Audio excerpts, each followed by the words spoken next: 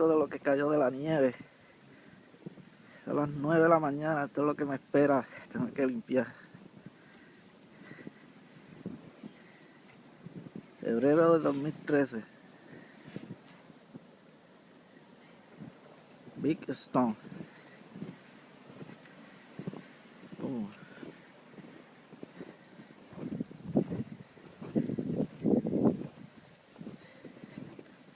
Son las palas que necesita gente para ponerla a trabajar, que quiera venir para acá.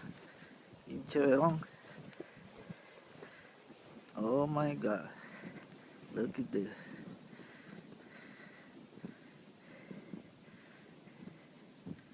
Oops.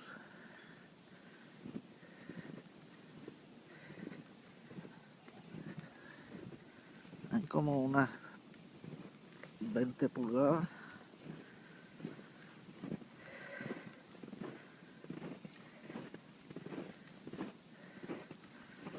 Bueno, lo que me espera, los carros están completamente cubiertos.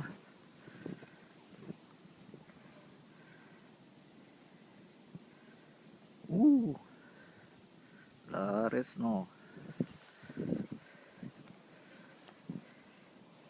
Ok, ahora a trabajar.